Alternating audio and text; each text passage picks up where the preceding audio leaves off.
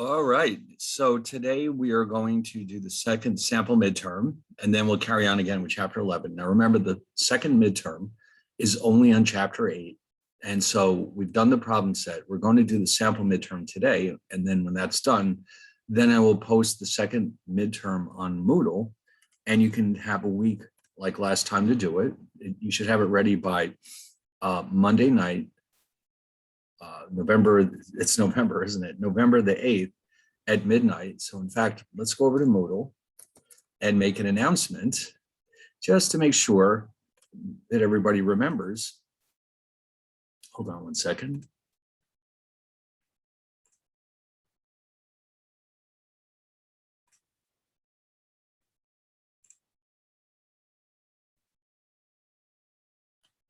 All right.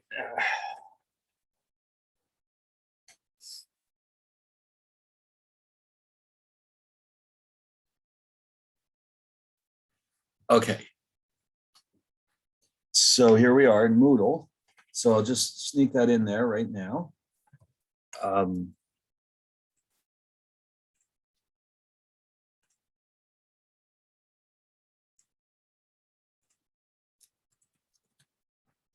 I'll just note here that midterm number 2 will be due on Monday, 11/8 at midnight. I guess I don't have to specify Eastern time because I guess you're all in the East Coast. I mean, really, I know this is an online class, but I don't think anybody's taking this remotely. So I'll just throw that in there. And by the way, that reminds me, I think we're going to be going off daylight savings time very soon. I just don't know when. It wasn't today, apparently. But let's see. Let's just check that out while I'm thinking about this. When do we go off daylight savings time? 2021.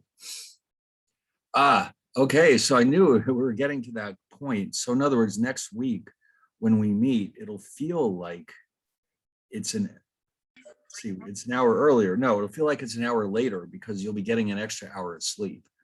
So in other words, when you get up and your clock, well, actually, see now in this point in time, this shouldn't be a real problem. Real watches, you'll have to set them again, but your cell phone and your laptop and all the other electronic devices you have, your iPhone, they all automatically update themselves.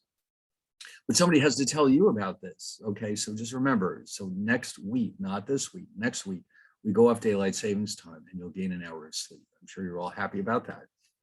But of course, it means it'll be quite dark quite early as well. So that's the trade-off. All right. So while I was thinking, I just wanted to double check that while I was thinking about it. So anyway, so the midterm will be next. You'll have to have it ready by next Monday at midnight. Okay. You should have plenty of time. It's not that long because it's only one chapter. In fact, I think there's only 10 or 12 questions. So I don't see this being a problem. All right, so so the midterm number 1 has been graded. All the numbers are in the Moodle. Now I don't know exactly how that works. I have a grade book in Moodle, but I don't know if you can actually see it. You'll have to let me know how that goes. In other words, go into Moodle and see if you can find your grade for the midterm. If you can't see it, let me know. But I'm pretty sure I set it up correctly. But I can't be positive until somebody confirms that they can see their grades. Now, there were some that were missing. Now, if you don't see a grade in there and you sent me your midterm, you're going to have to let me know because I did mention several times that email is not reliable. And so if you sent me your exam and it somehow never got delivered, you might see a score of 0 in next to your name. And that means that you need to immediately send it back to me again with another message saying, by the way, here's my email, here's my midterm, because I need to know right away if you sent it and it just simply never arrived in my inbox, because that does happen. Okay, so if you see a 0 there and you sent me your midterm, you've got to immediately take care of that so that I know that you did send it to me, it just never arrived. Okay. I don't want anyone to have a 0 when they really sent me their work, but if they can't find it, there's not a whole lot I can do unless you get in touch with me and let me know what happened. Okay, so if that happens, you can just go ahead and send it back and, just say, hey, here's my midterm, what happened? And the reason will be that typically that it simply was never delivered or it went into my junk box. And, junk boxes don't keep those files in there forever. In fact, they can disappear in as little as a week. So if you don't notice that something's in your junk box, it can disappear very quickly. So I just want to mention that because it's entirely possible that that's happened to one or two people in this class. And so again, like I said, just get it back to me as quickly as you can, and I'll take care of it. All right. So anyway, what do we, oh yeah, here we go. Let's get to the work. Oh, here it is. Okay, so here we go. This is sample midterm number 2. Now, of course, again, this is chapter 8. So everything in here has something to do with annuities or present values or something along those lines. So an annuity is a stream of equal payments made once per year. That is the technical definition of an annuity. Now, we used it for monthly payments too, which technically is not an annuity, but sometimes we can think of it as a monthly annuity, but the word annuity itself means a stream of equal payments made once a year. Like the lottery case. Remember, we talked about the lottery. If you're offered, let's say you win $1 million in the lottery and you're offered instead to be paid $100,000 a year for 10 years, that would be an annuity because it's the same amount every year. And so that's what this is meant to indicate. The payments are repeated and they're equal to each other, and they're typically made once a year. All right, now, simple interest is interest paid on principal only. All right, so the simple interest you earn from a bank account is the interest they're crediting to your account based only on the amount you originally deposited. Okay, the rest is what we call compound interest, and compound interest is interest paid on interest. Okay, so between the two of these, you'll have your total interest. But the simple interest is paid on the principal, the compound interest is paid on previously earned interest. Okay, APR, which is an abbreviation for annual percentage rate, is the interest paid on principal only. Or actually is, yeah, that's fine. Interest paid on principal only. Okay, in other words, it is, it's your simple interest. Okay, so that's what's paid on principal only. And then the EAR, the effective annual rate, is the interest paid on both principal and interest. So it basically represents the total amount of interest that you're earning, both the simple and the compound. Now, for an investor who keeps funds in a 5-year CD, which measure provides a true rate of return? Well, that would be the EAR. Okay, the APR only shows you how much simple interest you're earning. The EAR includes both your simple and your compound interest. So it's the EAR that really determines how much you're earning. So that's why when you go to the bank, they typically show you both of them. But some banks only show the EAR. If they show the EAR, they're not apparently required to show the APR, but you have to have on that wall somewhere where they're showing you how much they're paying, either both of them or the EAR. Okay, otherwise it's a guessing game. No, they don't want that. The regulators would not be happy if the banks kept this information hidden from you. It has to all be out in the open so that you can make a decision whether or not it makes sense to put your money in that bank. Now, if you look at the EAR formula, you'll notice something interesting about it. That's what this next part is all about. Let's just say that this is your EAR formula.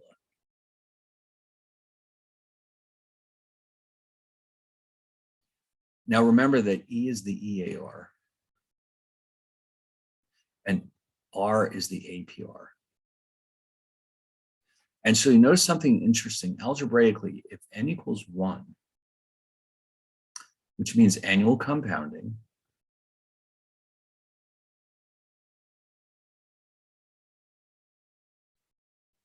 then E equals 1 plus R over 1 to the first power minus 1. 1 plus R minus 1 equals R. And so when the conclusion to this is that when interest is compounded annually, EAR equals APR. And that's the only time this actually happens. So with annual compounding, the EAR and the APR actually are the same number. And so what I've just done here for you is proven it. This is why. So this way you don't have to memorize it. Just remember, if you put n equals 1 into this formula, you'll end up with E equals R, which means that EAR equals APR. For any other compounding frequency, EAR will be greater. I'll just throw this in here as well, even though it didn't ask. For any other compounding frequency, EAR will be greater than APR. All right. Most of the time, of course, that means it'll be greater. But in this one special case, they'll be equal. Beautiful. All right. So now, as compounding frequency increases, what happens to the simple interest on a deposit? The simple interest does not change when the compounding frequency changes. And if you're not sure about that, just remember the formula that we used for simple interest. I equals PRT. N does not appear in this formula, which means that simple interest is independent of compounding frequency. Okay, so all you had to do is say it does not change, but I just want you to see why. There's no mention of it in this formula. It does not influence the simple interest.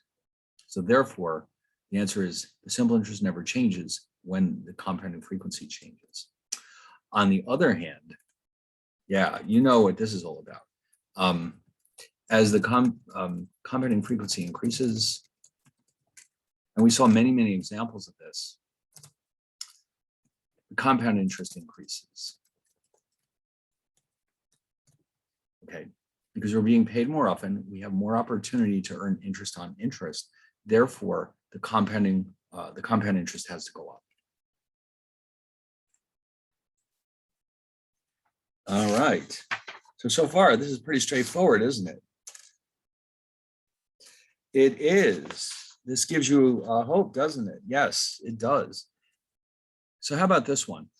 For a deposit of $10,000 at a rate of 5% for 2 years, how much simple interest is paid? So that would be this formula. So we're told that P is 10,000, R is 5%, and T is 2 years. So we just multiply them together, 10,000 times 0.05 times 2, and we end up with $1,000.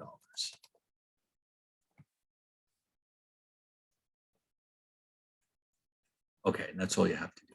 It's that simple.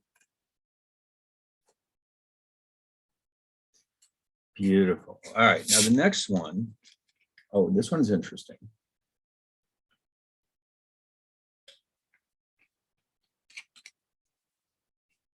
They're asking us in the next part, how long would a sum of $5,000 need to be deposited in order to earn $1,000 in simple interest when the rate is 5%?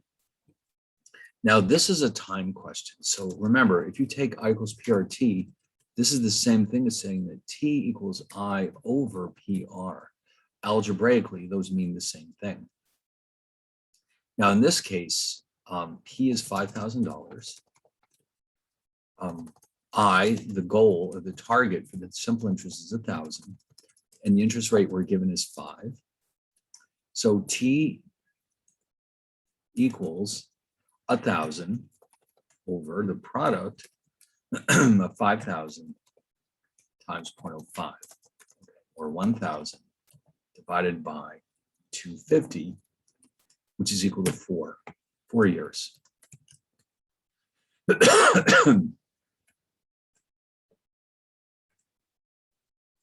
Nice, excellent. So that wasn't that bad.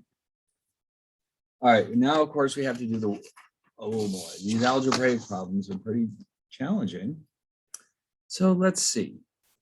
We've got a table full of details. Now, which formula are we supposed to be using in this next section? That's a good question. Well, you notice how we've got principal, we've got these, we always have the rate, we always have a compounding frequency, we always have time. Here we have a principal.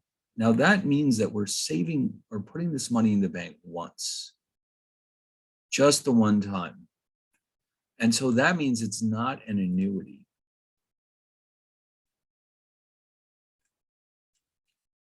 Okay, it's not an annuity. So if you go back to the slides, let me go get them open. You know that there's 2 or 3 future value formulas to choose from. What you're looking for is the one that has compounding frequency, but not regular or repeated payments. Okay, so we had one way back in the beginning that only involved simple interest. Oh, okay, so we're looking for, oh, yes. For the, based on the last question, yes, all you have to do to find P or R is algebraically rearrange this formula. And so you can solve for, besides I, you can solve for P, you can solve for R, and you can solve for T just by algebraically rearranging this equation, I equals PRT. So yes, you can do all of those. All right, and then of course here we didn't see them all, but in the chapter 8 problem set, we did all of them. So you can go back and double check that. So here, so in other words, remember here, the word principal means that this is a one-time only deposit. So if we go back to the slides, we had a future value formula which contains no mention of compounding frequencies. So this only involves or is applicable to simple interest. Then we came across this much, oh yeah, and by the way, here are those formulas that I was alluding to. T equals I over PR. We also saw R equals I over PT and P equals I over RT. So again, they're all simple rearrangements of I equals PRT. Wait, oh, here we go. Wait, here it is. Okay, now this time, you notice how P is the principal. This is a one-time only deposit or a one-time only loan. This also incorporates the compounding frequency assumption. So this must be the right formula. So for all 4 of these, we're going to use this formula. Okay, let's give it a minute to wake up. Okay.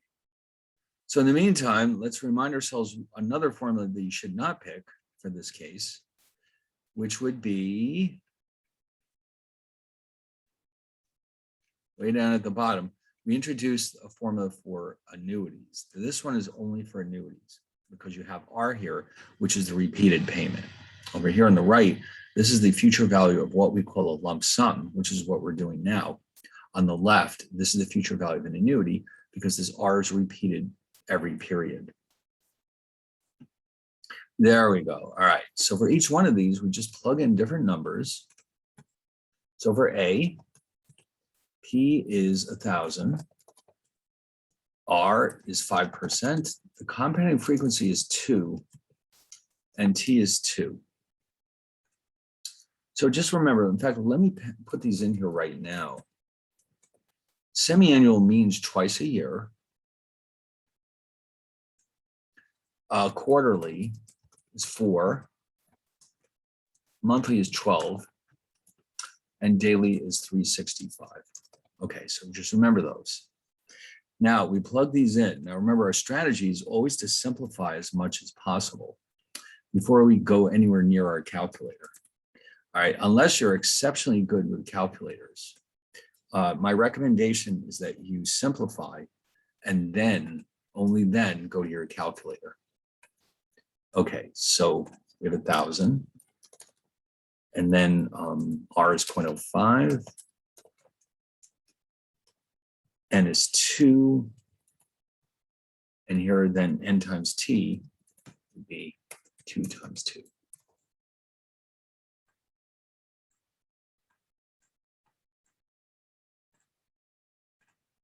Okay, so you've got 1,000 times 1.025 to the 4th power. So what you should probably do in your calculator is do the 1.025 to the 4th first. And whatever that turns out to be, multiply it by 1,000. And so you should get approximately, rounded to dollars and cents, 1103.81. Now, if you're off by a penny or two, that's okay. I mean, it's just rounding, but just be aware that if you simplify this thing properly, you should get very, very close. Now, the bank, depending again on how you rounded it, will round it up, they'll round it properly to the nearest cent.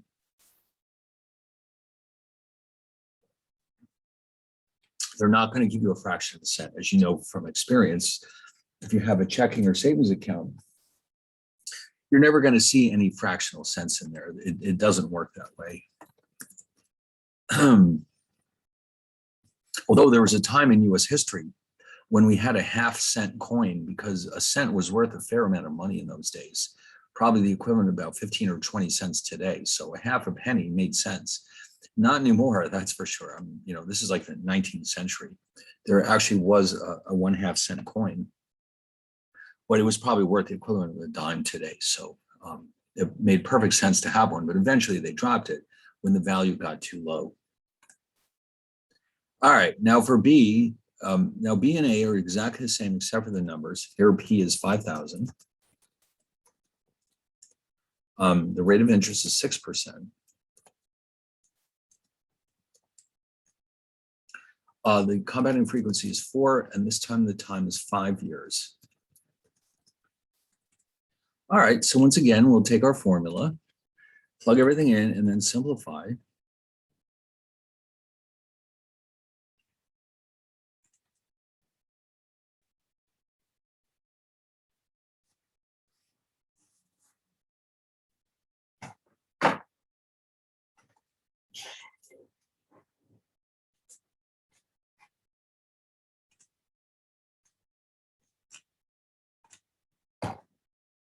All right, so 5,000 is multiplied by 1 plus 6%. The compounding frequency is 4. And we have 4 times 5. Okay, so this is basically, simplification of this would be 5,000 times 1.015 to the 20th power. Okay, so try to start with the 1.015 to the 20th. And then you can multiply that by 5,000.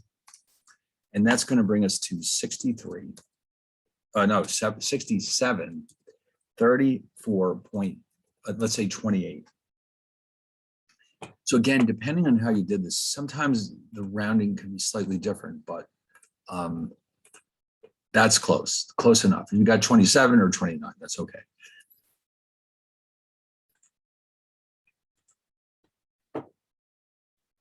So basically, I mean, if you can do these two, you can do all of them. I mean, there's nothing different. Each one of them is exactly the same except for the numbers.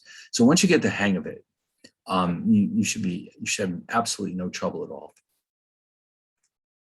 Right. Now I'm going to need to split the screen because I have to see that box.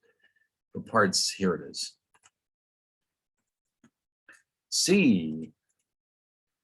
Oh, it would help if I could see the header.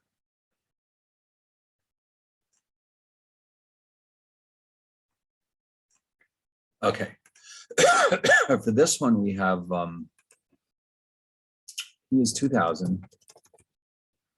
R is 9%. The compounding frequency is 12, and it is a 7-year investment. All right, beautiful. Copy this.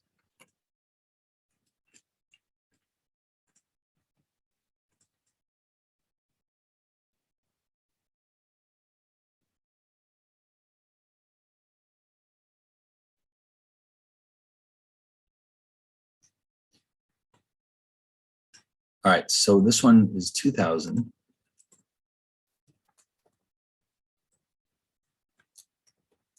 .09, 12, and then 12 times 7.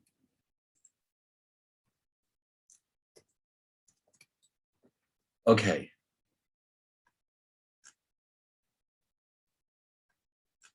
Now here we've got 2000. Now 9 divided by 12 is 0.75%, which is 0.0075. You have to watch out for these decimals when they get small like that.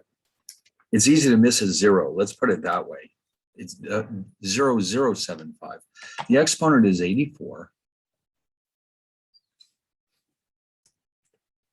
Okay, so we have 1.0075 raised to the 84th power times 2000.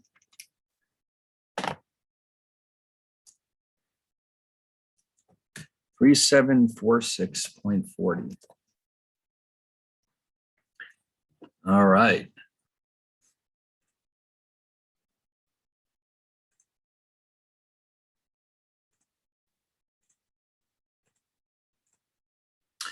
There we go. All right, one more. D. Oh, let me leave that up there for a second.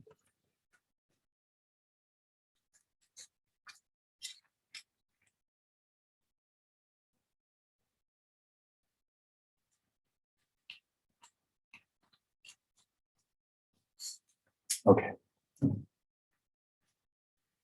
So in D, we have $4,000 for principal. The rate is 11. Oh, the compounding frequency is 365. So this is one where we have to be very careful about the rounding. Okay. Because the rate R over N is going to be a very, very small number. So when that happens, you'll probably want to keep more decimals than usual. So, all right, you'll see what I mean in a second. $4,000. And then 11.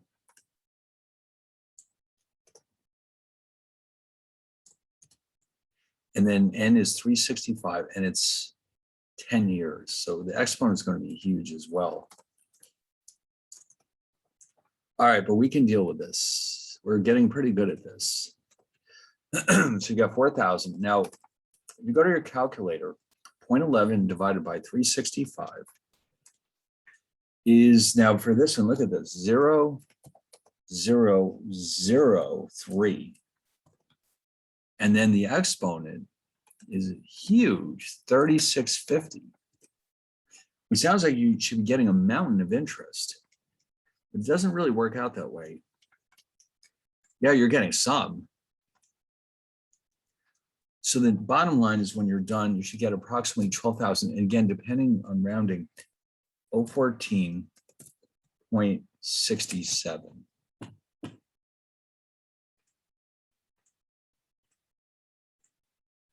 And that's it. Okay. So those 4 are done. And you notice again, they're all exactly the same, except they have slightly different numbers. So the process is always the same. Now that's good. You don't have to memorize a bunch of different techniques. But the most important thing is to know which formula is going to be the one you want. Okay, so there's here. If you got the right formula, you know, it's pretty straightforward. If you don't get the right formula, of course, you can't possibly get the right answers. All right, what was next? Let's see, I have a feeling I know. Now we've got the future value of an annuity. Now this is the scary formula. It says right there that it's an annuity. That's hint number 1. Number 2, here I actually wrote the word periodic payment. or repeated payment. It means the same thing. This is your capital R. So let's go back to the slides, this one, and grab this formula. So this one does require a little extra simplification. It's a little bit messier, but not that much, considering that this could apply to many, many years. It's actually consolidating many, many calculations into a single formula. So this formula is saving us an awful lot of time. So we should actually be happy when we see this formula because it's such a time saver. So let's start with R. For part A, R is $500. Lowercase r, the interest rate is 4%. The compounding frequency is 2 for semi-annual, and T is 2. So just like before, I'm going to put in some reminders here. This first one is n equals 2. N equals 2.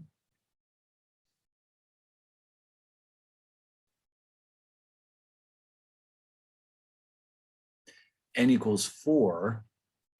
And n equals 4. Okay, very good.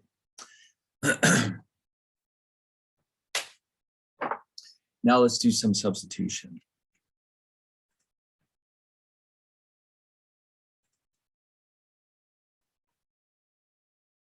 So the R is 500. And then we have 0.04. The compounding frequency is 2. And, oh, has there been a chat? Oh my God, I didn't even see that, sorry. Yes, all of this, all these solutions will be on Moodle. As soon as we're done, I'll post it up there. So in case you missed something, you'll have a copy of everything you're seeing right here. Okay, so do not fear. You'll have everything at your fingertips. All right. All right, so anyway, N. Yeah, the thing is with those chats, it isn't as obvious as you would think. I mean, they used to set it up. It used to flash a different color when there was a chat, and it doesn't do that anymore. So I have to like sort of look at it every so often. So if you see that you put in a chat and I have not gotten to it, it just means I didn't see it. It doesn't mean that I'm ignoring you. It just means that I didn't see it. Okay, so let's simplify this. And again, it is awfully important to be able to simplify, especially with something like this. This is kind of a, ooh, it's a whopper, isn't it? This is 1.02 to the 4th power minus 1, all divided by 0.02. Now, if you want to do it step by step, you should probably do what's in the brackets first. Okay. In other words, going left to right isn't necessarily the best strategy. So 1.02 to the 4th minus 1 is 0.0824. Three, 2. I'll leave that. We probably don't need that many digits, but I'll just leave it in there anyway. It never hurts to have too many digits, but you know, it gets to a point where it's no longer necessary because you're going to round this to dollars and cents anyway. So 2060.80 is what I'm getting.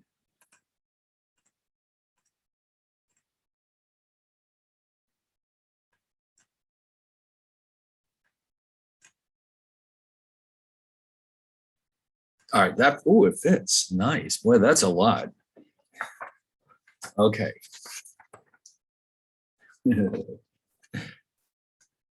So it certainly helps a lot. I had to pay extra money for this equation editor that you're seeing here. All of this is the result of something called Math Type 7. If you're using your Word documents to do a lot of equations, you might want to consider getting your hands on this because it's really straightforward, but only if you use it all the time. Otherwise, you can use the one that comes with Word, which in my opinion is vastly inferior to this one. But, you know, it covers the basics, but sometimes it's just not enough.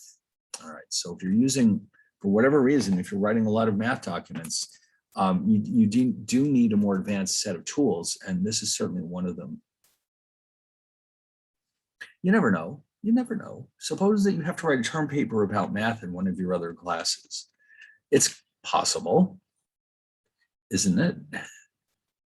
I don't know. I don't know what your majors are, so I can't tell you, but it's not unthinkable.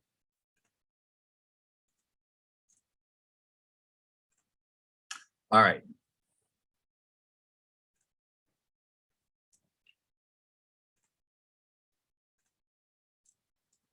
Anyway, so this one is 1,000.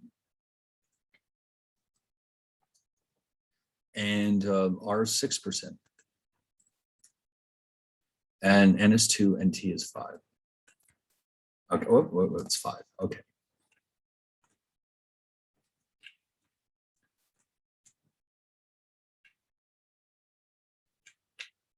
Okay, so once again, we'll bring back our gigantic formula. And so we'll plug these numbers in. So you can see now,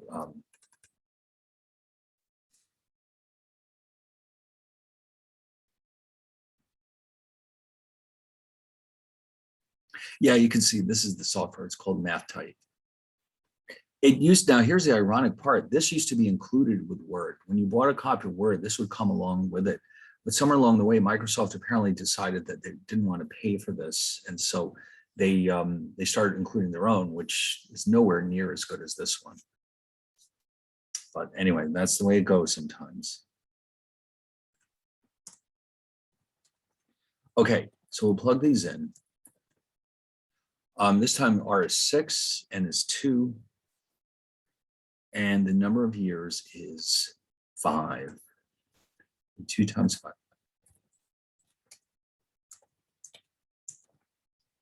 And then down here.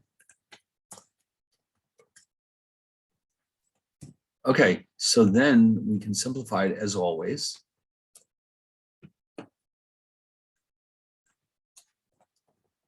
And then we'll have 1.03 to the 10th.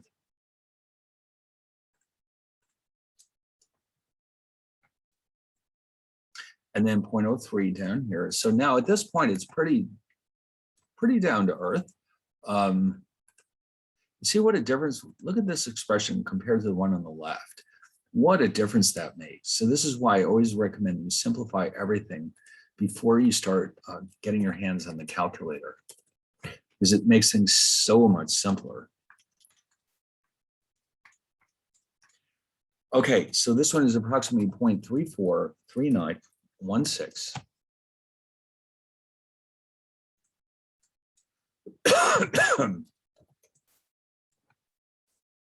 And then that's going to work out to about 11,000. Again, remember, there could be some rounding going on here. 463.88. So if you get a slightly different number, it's fine. When I say slightly, I mean, within a few pennies. Anything more than that means it's not just rounding. There's something else going on.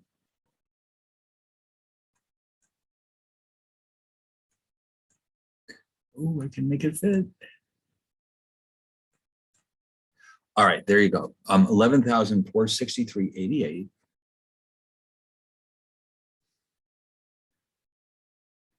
Okay. And by the way, I just want to point out here, this answer makes sense because when you look at this, what you're actually doing is you're depositing $1,000 in the bank twice a year for 5 years, which means you're actually depositing a total of $10,000 into this account by the time that you're done. So therefore, the answer has to be slightly higher than 10,000 because the rest is your interest. Okay, so it's good to have a sense of what the answer might look like. And in other words, what kind of numbers make sense. That way, if you accidentally put in 114,000, right away something's not right. And you can go back and discover what the problem is. So it's always good to have a feel for what exactly the answer should look like, or what is a range of possible answers that make sense. And that way, if you get something that's way off, you'll notice it right away. It's not always possible to do that, but it's always, you should have a feel for what could happen. All right, now for part C, we have just $2,000 deposit 4 times a year for 8 years. The rate is 8%. Let's grab this formula. And let's see.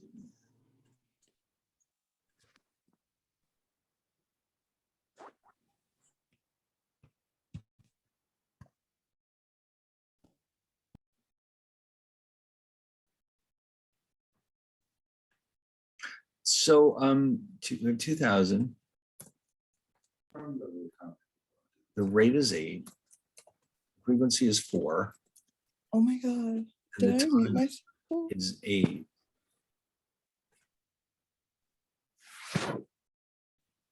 Okay. The rate is 8. 4 times 8. And then down here, we just repeat. This is the same thing, 0.08 over 0.08 over 4. So this can be simplified to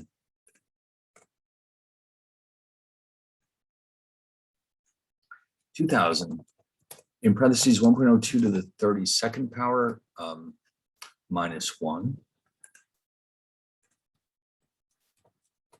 And then, of course, in the denominator, we'll have 0.02 again. And then now, the term in parentheses 1.02 raised to the 32nd power minus 1 is approximately 0.88 454.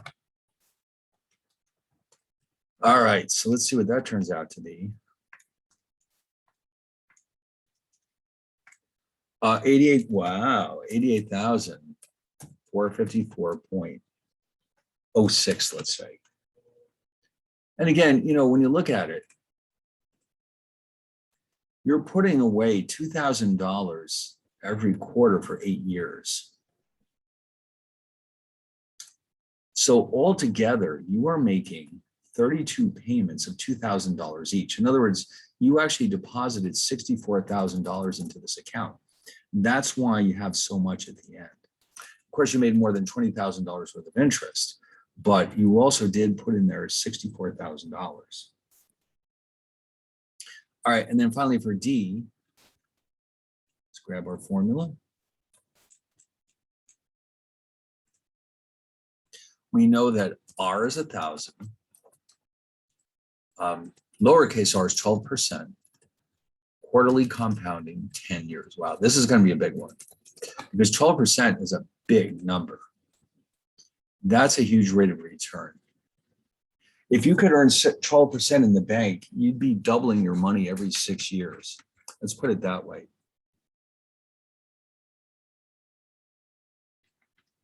You don't see that right now. If you want 12%, you're not going to get it in a bank. You might be able to get that in the stock market if you pick the right stocks, but not in a bank, that's for sure. In a bank, you might get 2% if you're lucky. All right, 1,000. 1.12. Whoops. 1.12. Oh, wait, no, sorry. What am I doing? I forgot to type the numbers in over here. It's 1,000. And then we have 12.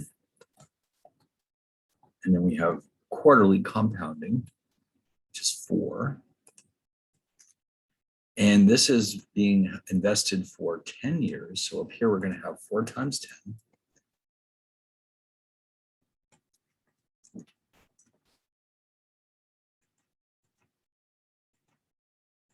Okay, well, okay.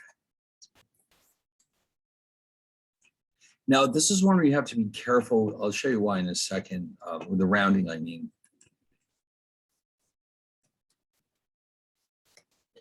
0.12 divided by 4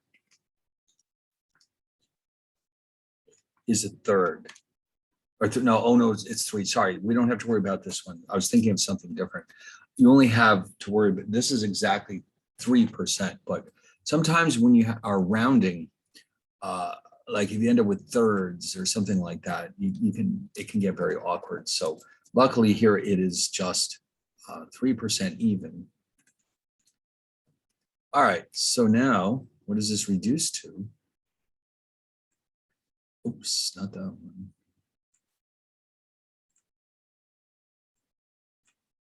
1,000.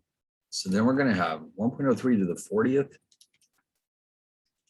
minus 1 is 2.26204, let's say, and then 0.03. And so within dollars and cents, that's going to be approximately 75,401.26. Okay.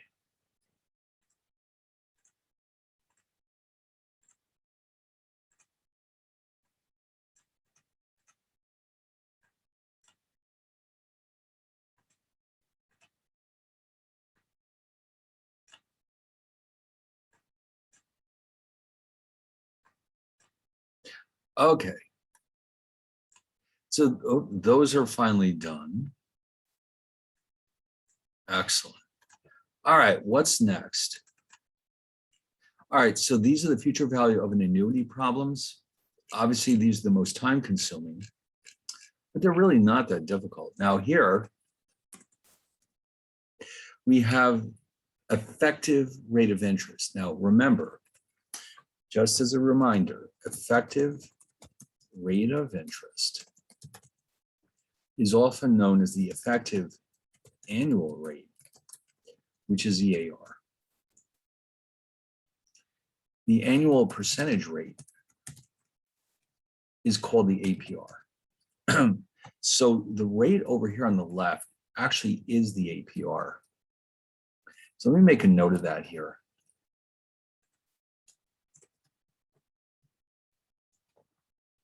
And that's represented in our formula by lowercase r.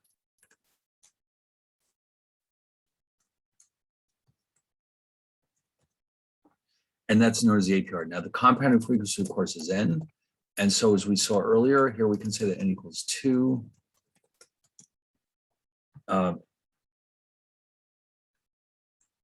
Here n equals 2. Here n equals 4. And here n equals 4.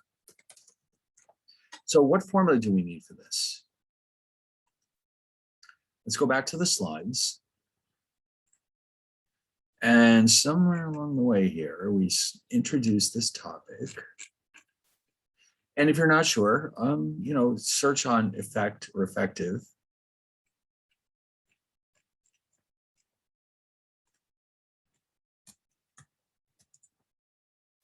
Why, there it is.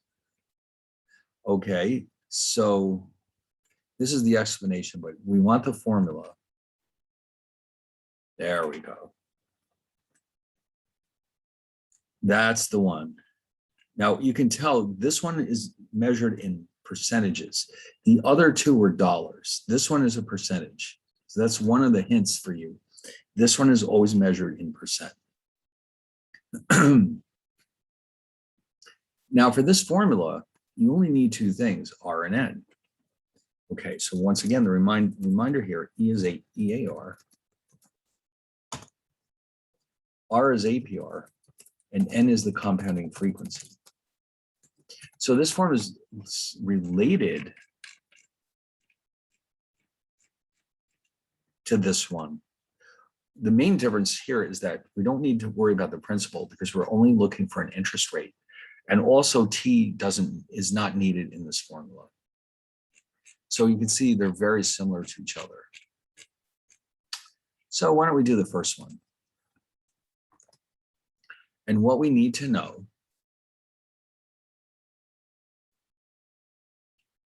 okay, let me split the screen.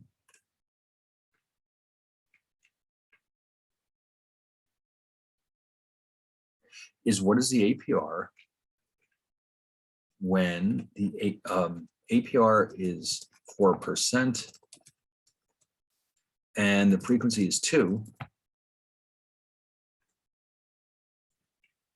So this is pretty straightforward.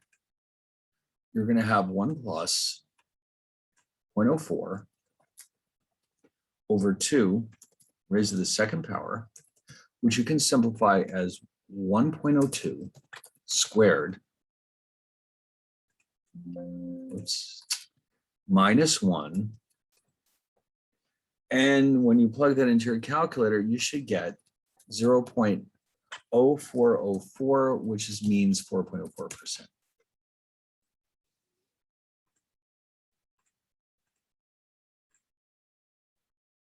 So what that means is that in this bank, you may think you're getting 4%. You're actually getting 4.04% because of the compounding frequency. Now, it's not much of a difference over a short period of time, but it is extra money for you. So you want this to be as high as possible. All right, so for the next one, the APR is 6%. We also have semi-annual compounding. So I'm actually going to recycle this one because it's also semi-annual, but now it's 6%.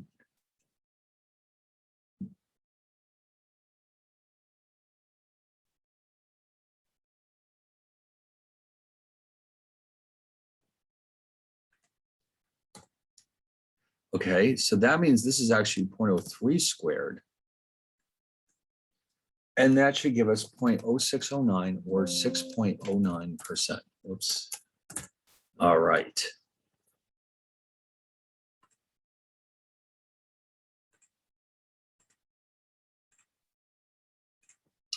Now, I just wanted to point your attention to one little detail. If you notice, with 4% APR, the difference between APR and EAR is only 0.04%.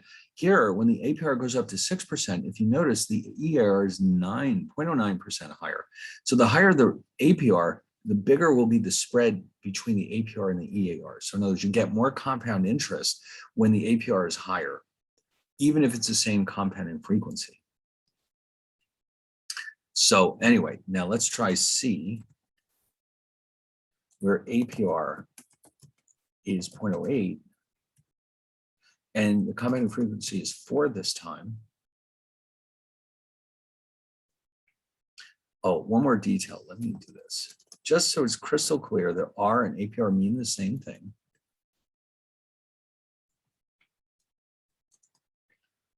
There's no doubt in your mind that they are the same thing. All right, so let's grab the formula. And this time it's 8%, but compounded 4 times a year. All right, let's see what that's all about.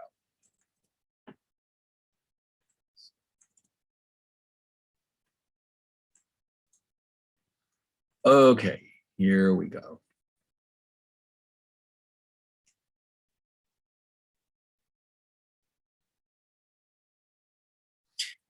Sometimes it gets tired. There we go. All right. 8% compounded 4 times a year. That's going to translate into 1.02 raised to the 4th power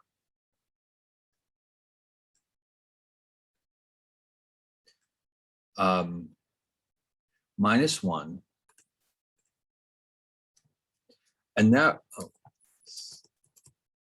equals 0.0824 or 8.24%.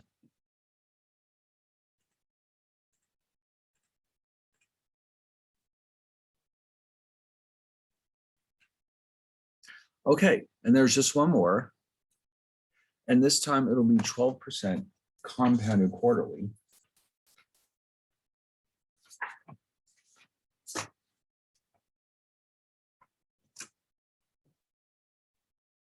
So R is, or APR is 12. So let's plug in the numbers.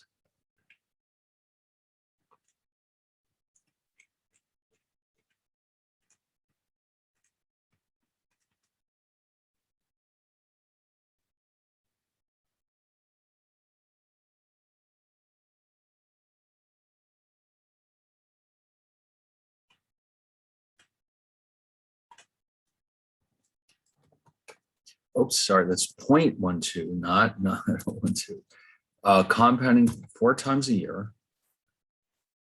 All right, so we end up with 1.03 to the fourth minus 1. And that turns out to be 0.1255 or 12.55%.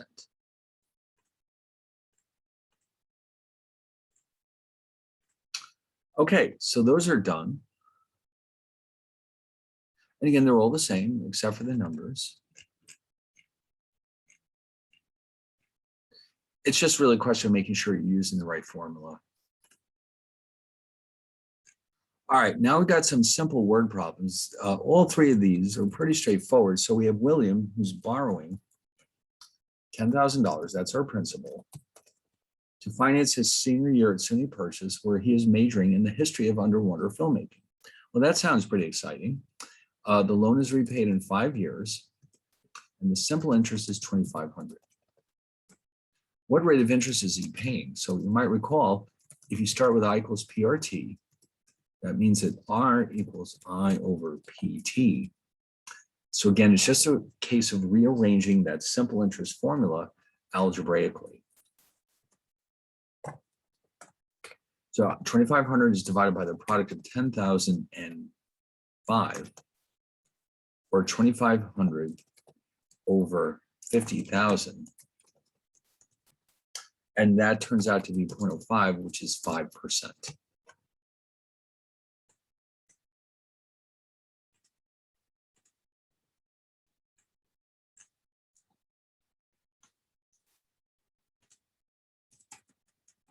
Okay, now here's Cynthia, number 6, who's borrowing a sum of money for 5 years. She's buying a new car. The rate is 5%. The simple interest is $5,200. How much did she borrow? In other words, what is the principal? So if I equals PRT, that implies that P must equal I over RT. So we therefore have 5,200 over the product of 0.05 times 5. And so therefore she must have borrowed $20,800. Okay.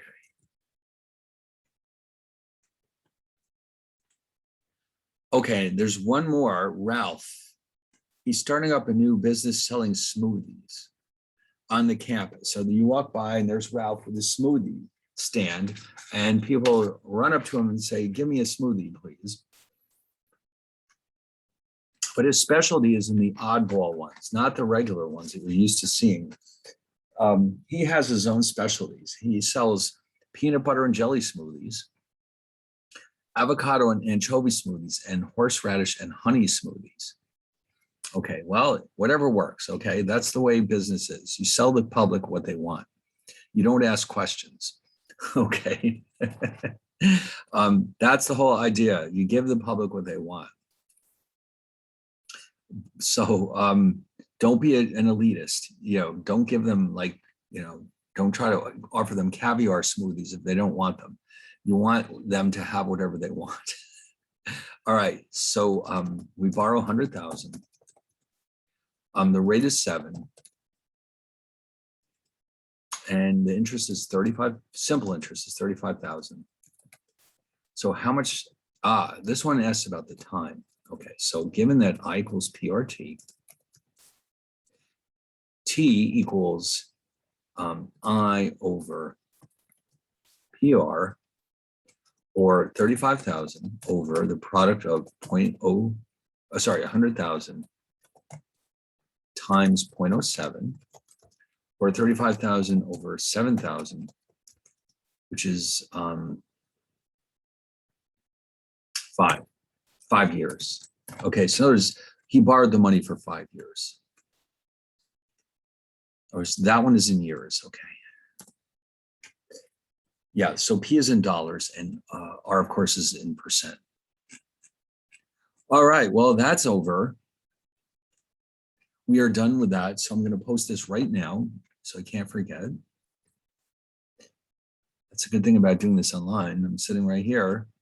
Why not take advantage of it?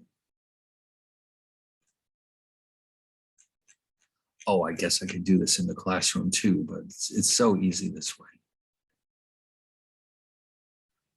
Okay, so let me go take care of that.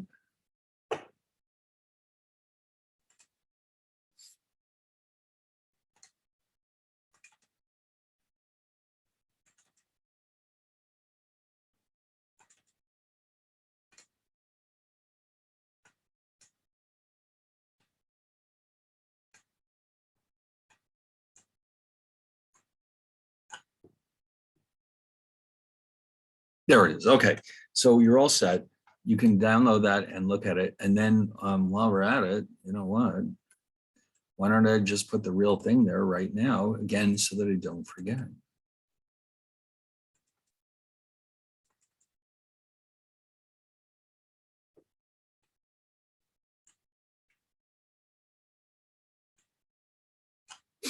And in fact, why don't we open it up and take a peek? There's no mystery here. This is it.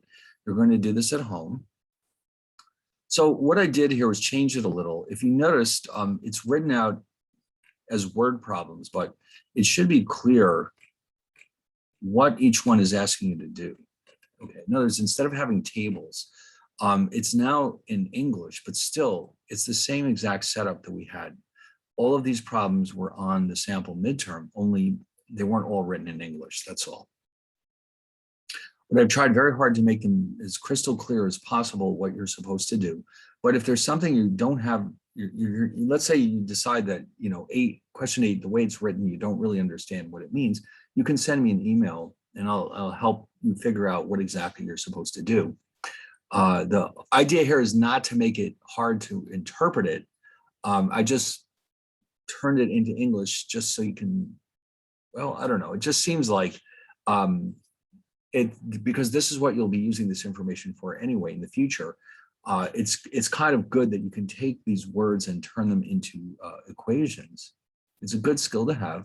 And so there they are. There's 12 of them. All right, but this one, I think if anything, it'll take less time than the first midterm.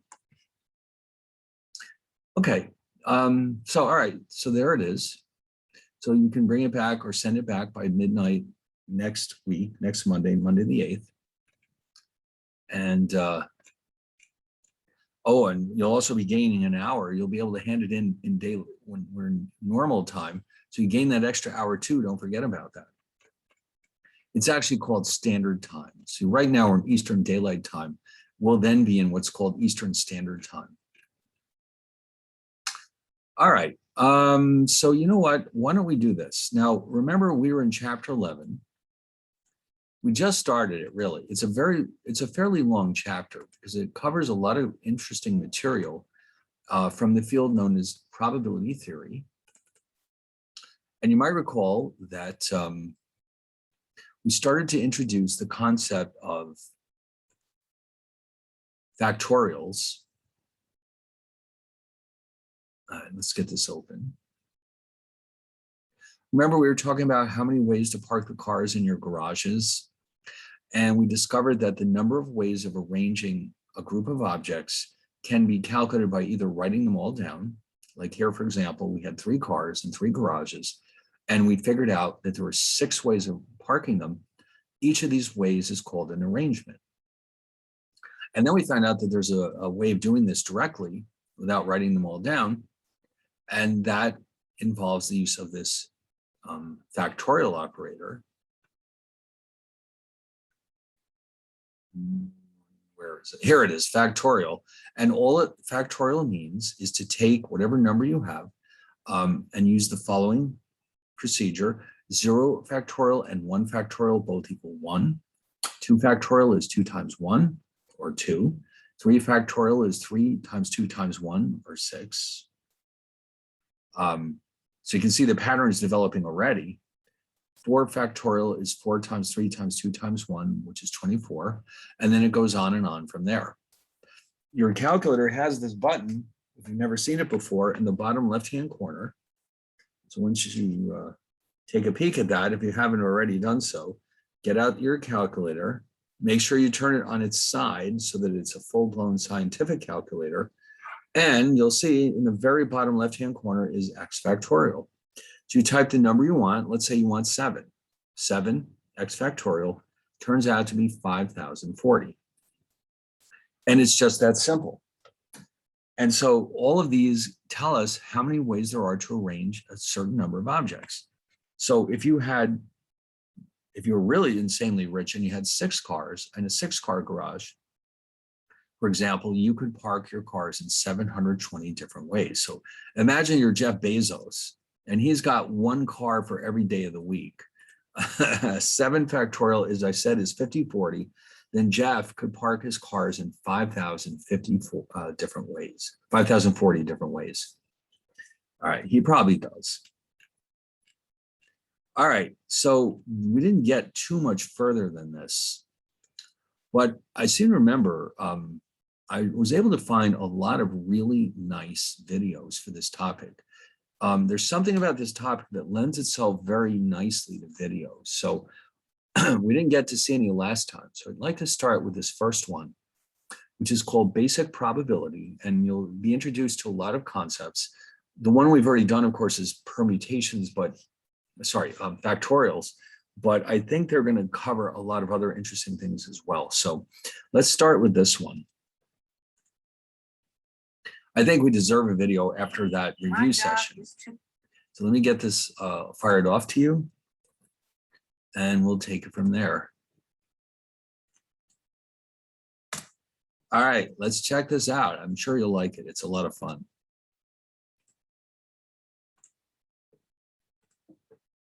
To make college easier because students have a lot of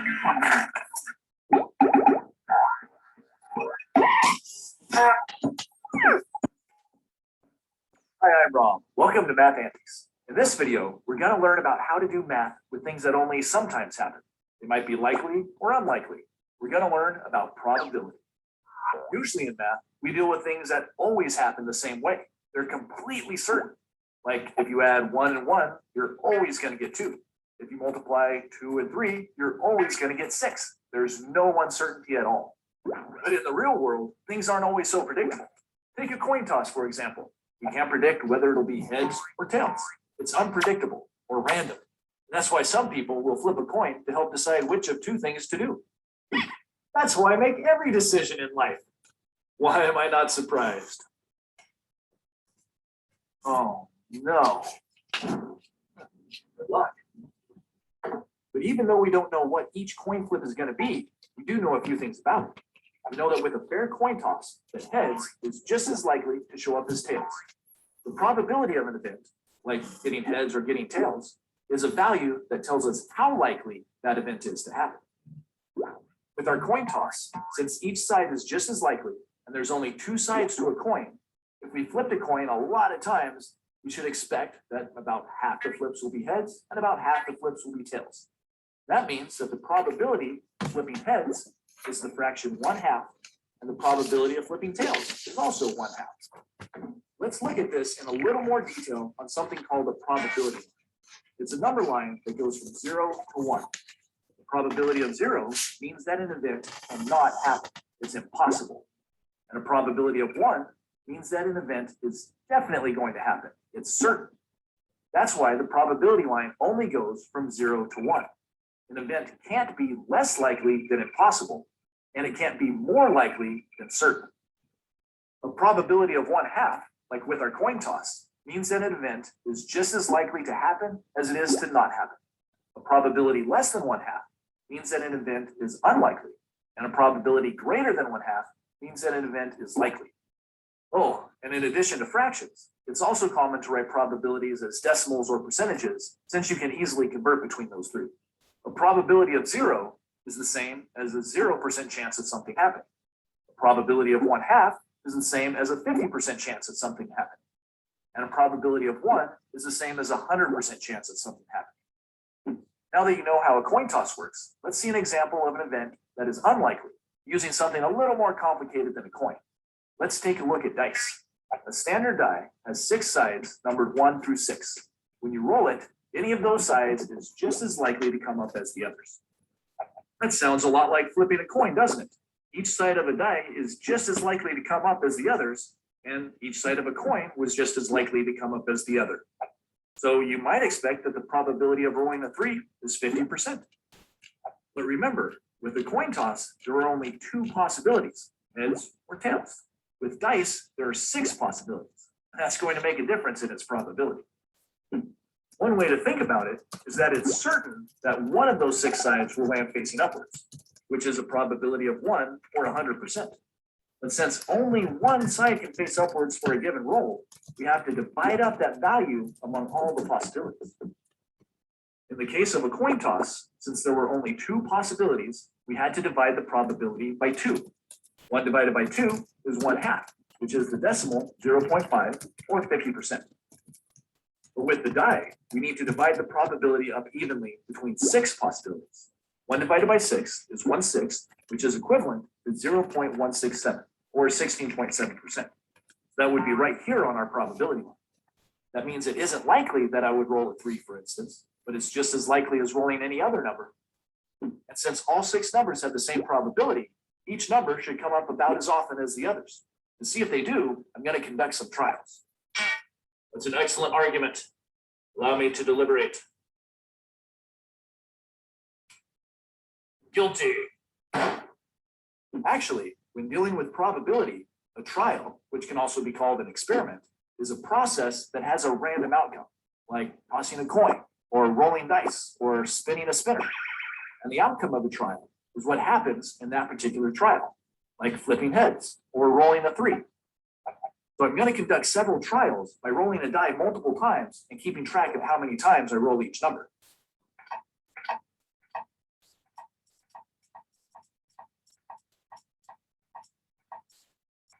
Aha! You said that each number was going to come up just as often as the other numbers. But look, there's more 2s than there are 5s. How do you explain that? Well, remember, we're dealing with things that are random. They're unpredictable. We can't know exactly what will happen, just what will happen on average. So now I have to calculate the average? Well, when we say on average, we mean that the more trials you do, the closer you get to the expected probabilities. Keep watching.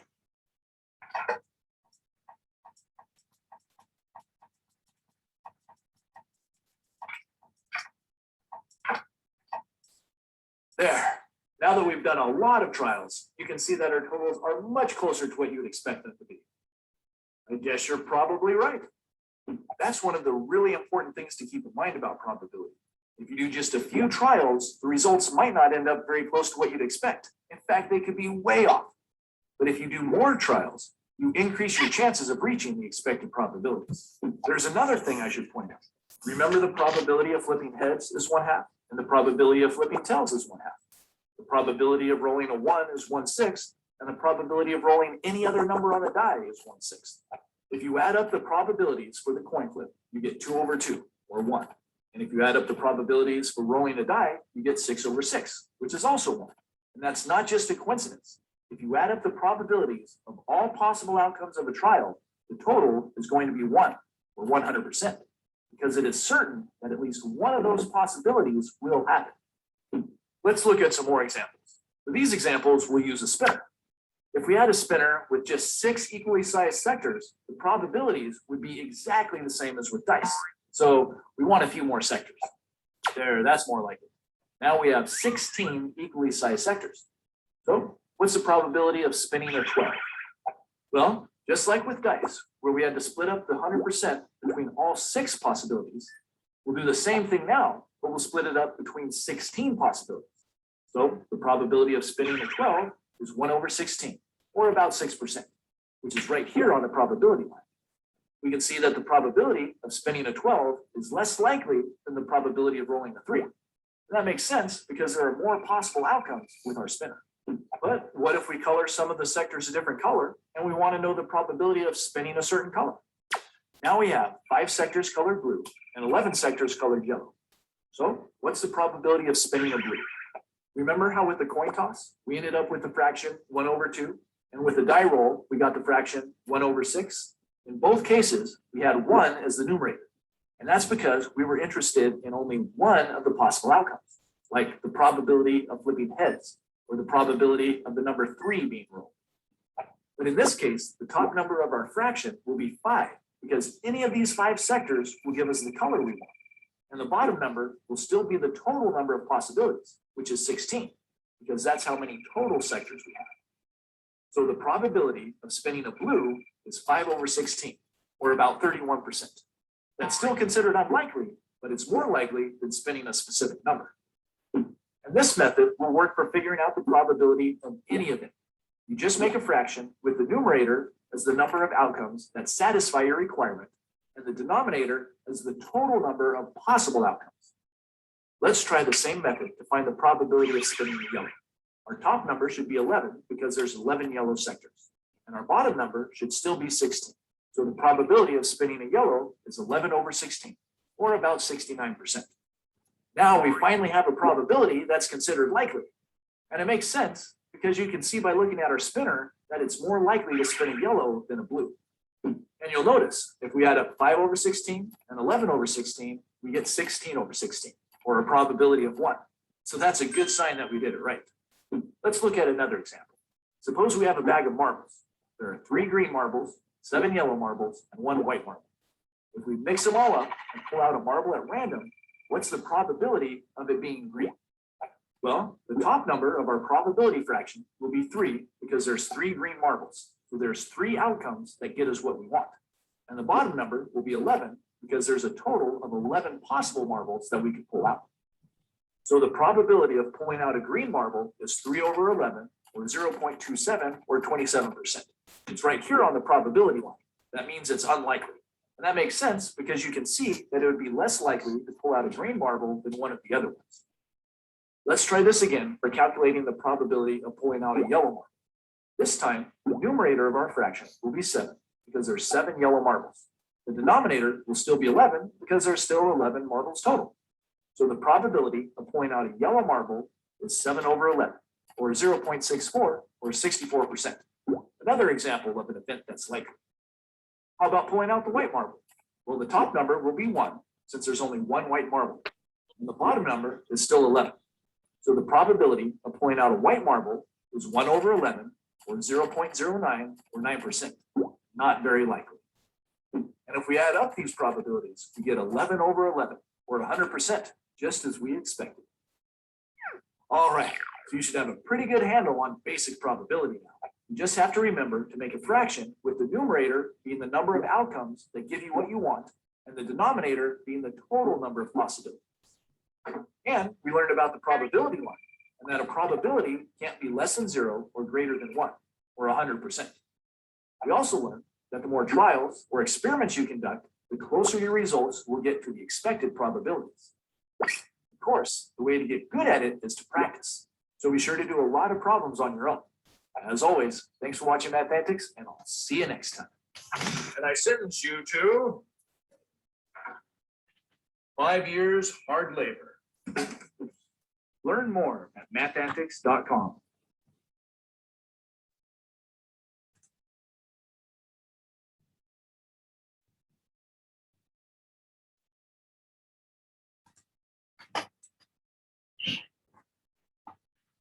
All right, well, he covered a lot of ground there, but I think it was excellent ground to cover because it does lay the foundation for everything that will follow. The idea that you can measure probabilities by doing experiments like he did there, but knowing the way the dice are set up, you should be able to calculate all the probabilities in advance without having to necessarily do any experiments to confirm it.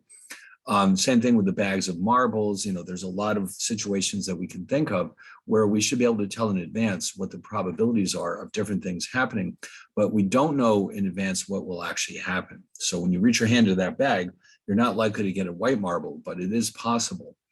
Or with the die, it was interesting in the beginning when he rolled the die just a few times, and he had a lot more 2s than 5s. But after he started repeating it over and over again, the number of each, let's say 1 through 6, started to catch up with each other, and pretty soon they were all very nearly the same. And that's what you would expect when you keep repeating an experiment like that. So we're going to cover all those topics in chapter 11. We'll go back and revisit a lot of these ideas again. But I think it was kind of a fun way to get started in probability theory. It's always more interesting to see a video, let's say, where especially the graphics are very interesting, than seeing a bunch of equations written down where, yes, it means the same thing, but I think this is a good way to get started. And like I said, I do have quite a few interesting videos for this chapter. And there's just something about probability theory that lends itself well to interesting applications. So we'll be seeing a lot of those in the next few weeks. But in the meantime, you need to now focus your attention on getting your second midterm done. There's no rush, but you do have a week, but don't put it to the last minute either. And so we'll stop right here. And on Thursday, we'll just carry on with chapter 11. And this will probably take a couple of weeks to get through the whole thing. And I just want to mention, I think I've done this before, that the final exam is exclusively based on chapters 11 and 12. So what we're doing now represents the beginning of the material that we'll see on the final exam. So that's where we're headed.